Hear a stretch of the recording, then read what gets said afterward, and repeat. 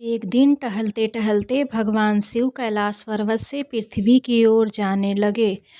उन्हें जाता देख माता पार्वती बोली, भोलेनाथ आप कहाँ जा रहे हैं? शिव बोले, मैं भ्रमण पर जा रहा हूँ। माता पार्वती बोली, मैं भी आपके साथ चलूँगी। शिव ने कहा, देवी आप चलकर क्या करेंगी? माता पार्वती बोली, वह मैं नहीं जानती, बस मुझे भी आपके साथ जाना है। माता पार्वती नहीं मानी और वे भी उनके साथ चल पड़ी।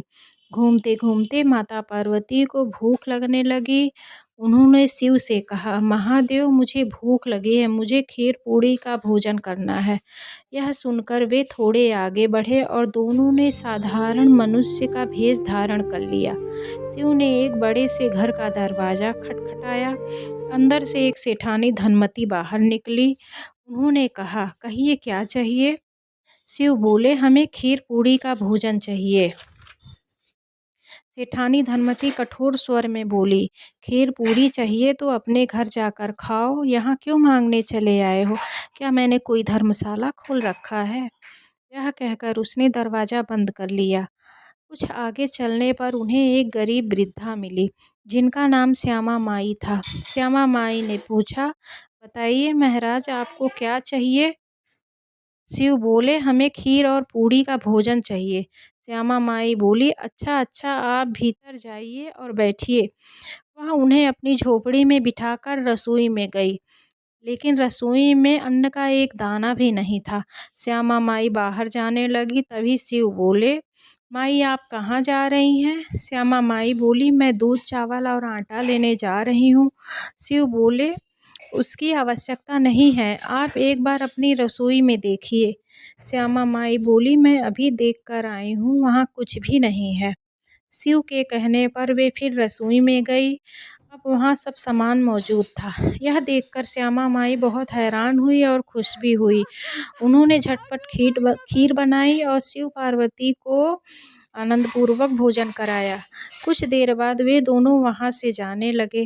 तभी श्यामा माई बोली, महाराज बची हुई खीर का मैं क्या करूं? मेरे घर में तो कोई नहीं है, मैंने जितनी खानी थी खा ली।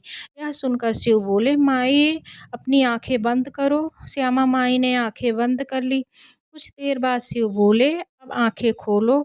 जैसे ही उन्होंने आंखें खोली, उनके सामने उनका बेटा गोविंद, बहू लक्ष्मी, पोते पोती मोहन और राधा खड़े थे। श्यामा माई बहुत खुश हुई, लेकिन फिर उदास हो गई।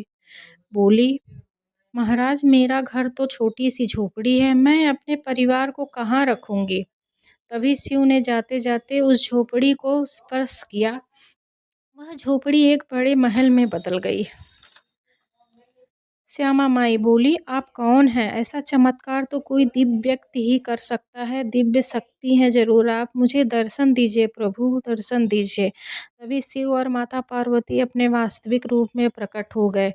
यह देखकर श्यामा माई ने चरणों में प्रणाम किया। इसके बाद शिव पार्वती आगे की ओर चले गए। बची हुई खीर को श्यामा माई ने शिव ओम नमः पार्वती का शिव। प्रसाद समझकर आस पड़ोस में बांट दिया। जब श्यामा माई सेठानी धनमती के घर पहुंची तो उसका घर झोपड़ी बन चुका था। धनमती ने पूछा, तेरे घर यह खीर कहाँ से आई? तेरे को तो खुद खाने के लाले पड़े रहते थे। श्यामा माई बोली, मेरे यहाँ शिव और माता पार्वती आए थे, उन्हीं की कृपा से यह सब कुछ हुआ है। धनमती दौड़ती हुई शिव पार्वती के पीछे गई और बोली, महादेव मेरा धन आपने उसे क्यों दे दिया? शिव बोले, मैंने उठाया नहीं, दिया भी नहीं। एक ने हाँ कहा, उसकी हाँ हो गई, तूने ना कहा, तेरी ना हो गई। यह कह कर शिव वहाँ से चले गए। धनमती जीवन भर मजदूरी करती रही, लेकिन उसका धन कभी टिक न सका। वहीं श्यामा माई अपनी नेकी के कारण सुख समृद्धि और परिवार के साथ आनंद में रहने लगी। धन्यवाद।